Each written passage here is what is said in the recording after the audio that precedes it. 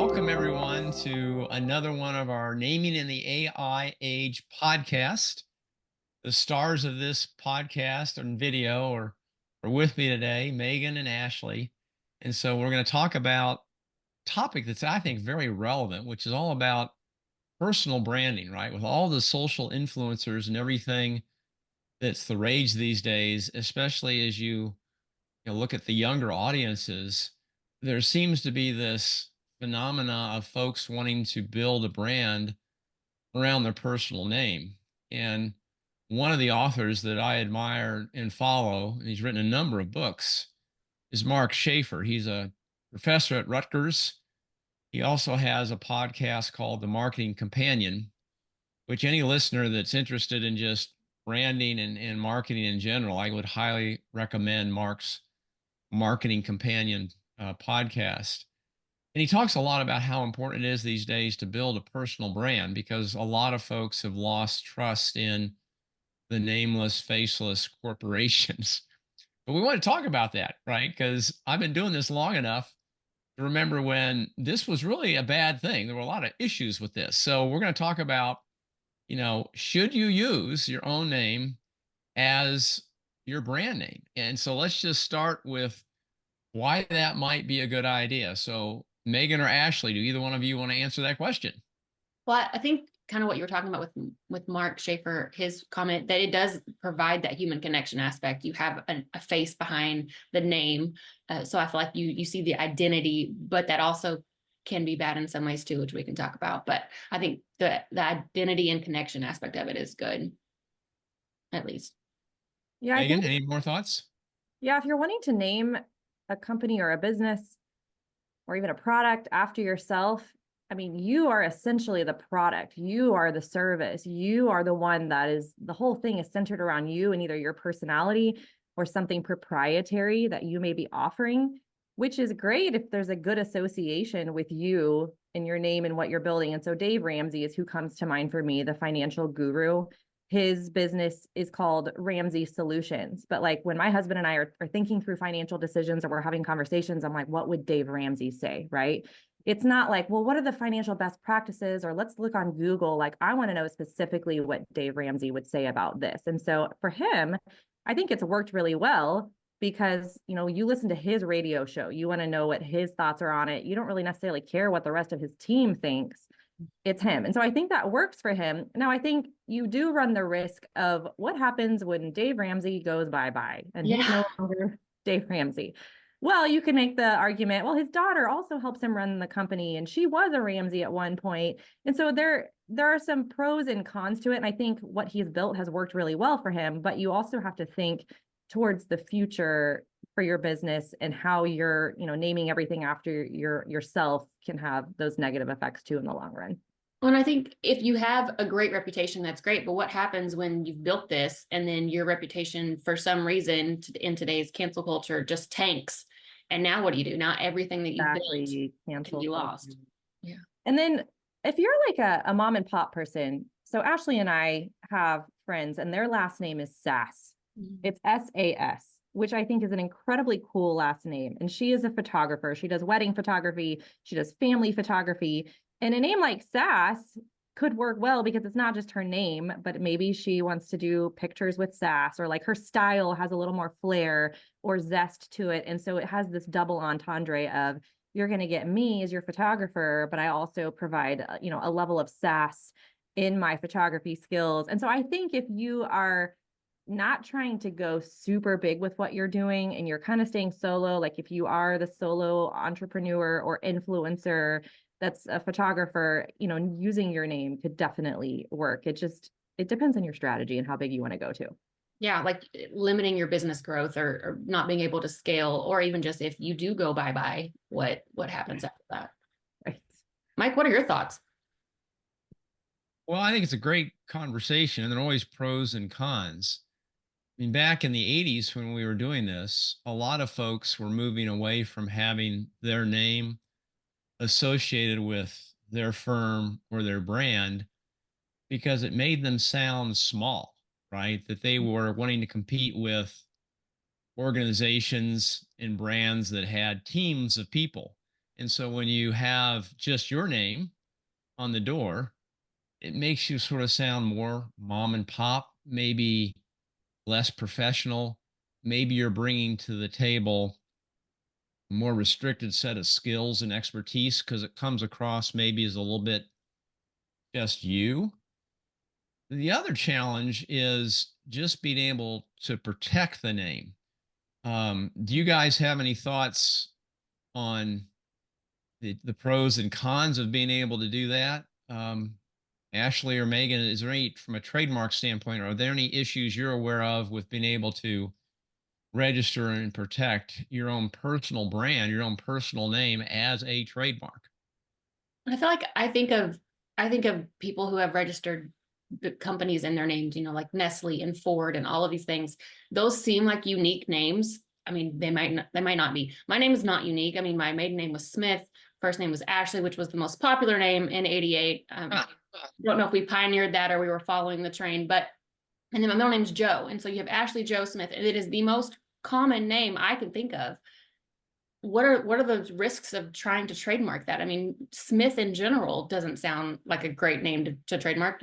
What protection would I even have if everybody else whose last name was Smith also wanted to trademark their name? Like, doesn't make sense. Yeah, then on the Megan, flip you have, side, you oh, have somebody like Megan McCall DeZalo, which is my last name is spelled ah, Zialo. If I wanted to, I don't know, start a company after my own name, I probably would have great success trademarking my name because it's not a common name. And so I think it could be super easy. It could be difficult. The trademark landscape is tricky. It's complex. And Mike, you obviously know way more than we do. So go ahead, tell us. but one of the things that's interesting, and we're not lawyers, none of us are lawyers, so we can't give anyone listening or watching legal advice. But in talking with a lot of trademark attorneys and in doing research, it looks like, just fundamentally, you don't have nearly as strong a protection if you try to trademark your own name as your brand as if you made up a coined name.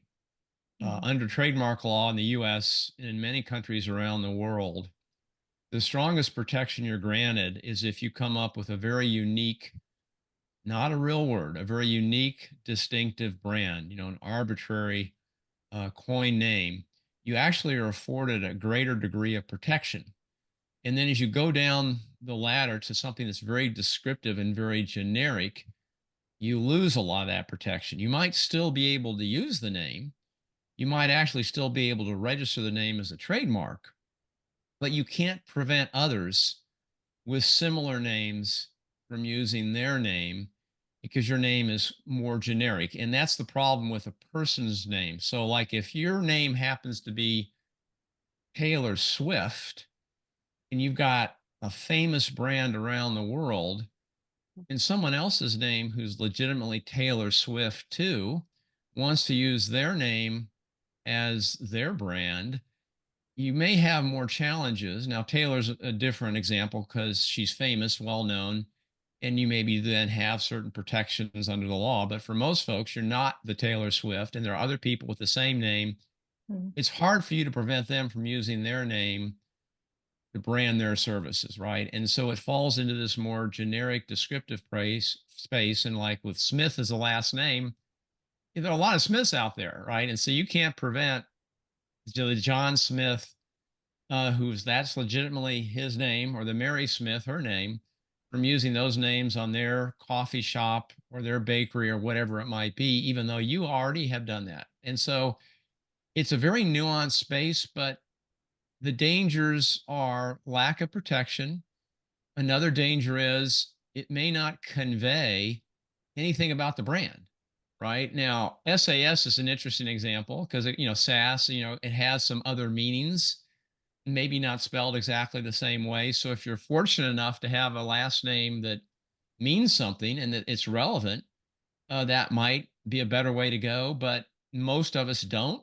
Right. And so when you have a last name that is generic and doesn't convey any emotion or any benefit or any characteristic, it's a heavier lift, right? Then you have to sort of build all that story and that meaning behind the brand. So Luckily, from a leak, she has the sass. But I mean, imagine if she was so boring, like she's definitely not boring, but if your last name didn't convey anything, it was the opposite of what it was. I mean, but I agree with the business attributes. Like Smith tells me nothing. I mean, unless it was back in the day when you were actually like a blacksmith or something like that. Right. That's definitely not the case here. So I agree.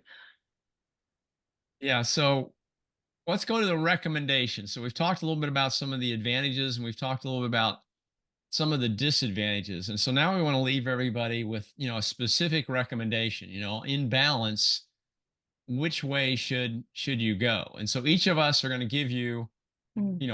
our recommendation. I'm going to go last on this one so I can see what the two of you are going to recommend, and then I'll recommend against it just for fun. But so who wants to start with their recommendation? If you had to say, yeah, you probably should go with your own name as your personal brand, or no, you shouldn't. In balance, for most people, I would recommend yay or nay. Ashley, where do you weigh in? If you have my name, I would say nay. I think you need to have a unique name, something that maybe you could build a story around. I mean, my ancestral name, like Native Americans, we're Choctaw, and so our last name was Himanubi, which I've been told put together is like a skilled hunter. If we were That's doing cool. a hunting store or something with the last, then you could build a lot around that, and you could probably trademark that a lot easier. So I think it depends on your name, and the target of who you are, who your customers are, like if it's social media or if it's not going to have a presence on there. My recommendation though, the liability aspect of things, my husband owns a business, and I can't imagine what does it look like if someone were to go against you personally, and your name is also, I mean, there's just some intricacies there that I wouldn't want to touch. And so for liability reasons, I would say it's a no-go for me, but I also have a very generic name. My name's not DeZalo. I mean, if I had DeZalo, it might be a go. So let me know your opinion, Megan. So on that note, if nobody can pronounce my name, and we don't even pronounce it the correct Polish way. And so if I were to use my last name, no, I mean, nobody could say it correctly. It wouldn't be memorable because it's that confusing. And so this is where, Mike, I'm having a tough time landing in one camp or the other, because when I think of fashion designers or singers or artists, your name is everything because it's your style. It's who you are. Like, I want a Jimmy Choo shoe, right? I want Vera Wang or Vera Bradley, or like, it's a style that people know and it's iconic. So I'm like, if you're an incredible artist, which most of us aren't, sure, go that route. But I tend to agree with Ashley in that I would personally want to, for the reason that you mentioned, Mike, it doesn't say what you do typically. If you have your name, it could mean anything. And so if you're wanting to hit the ground running with people knowing what you do, what your product is, what your service is, what your company's about, choosing a name that's going to be a little bit like leading you in the direction to what you're offering, I think is a better idea. So if I have to choose, yeah, go for it, or no, don't, I would say, let's not. Let's go a different route. Okay, so I'm gonna have to vote for yes. You should use your name as your brand. And the thinking there is there are a lot of things that almost everyone has to wrestle with when they're first getting started.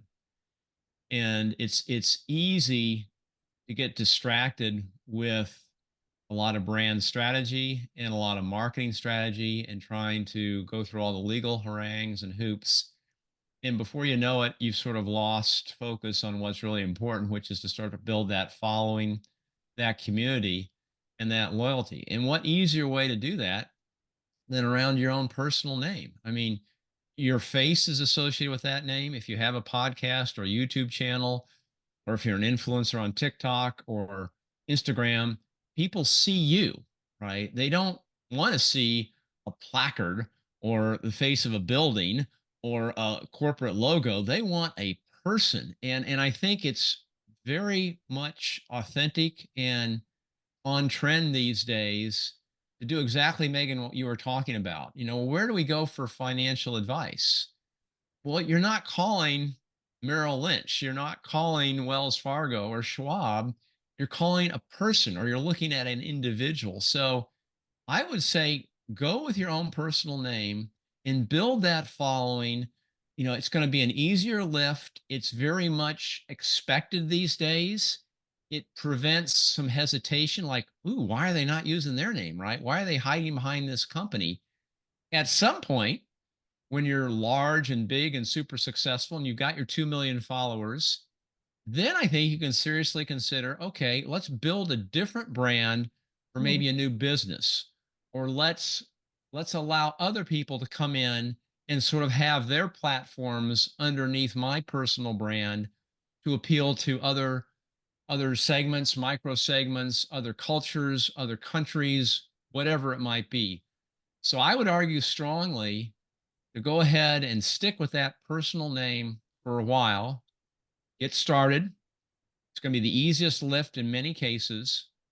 And then down the road, if the opportunity arises, is the time to consider, switching or not. So anyway, that's where we landed today. Let us know if you have an opinion, or you disagree, or you agree, and we'll talk to you again next week about more about trademark screening, which is not a fun thing to talk about, but it's just the necessary beast that has to be discussed in this space. But thank you guys very much. We'll make it fun. Don't worry. We'll make it fun. All right, bye guys.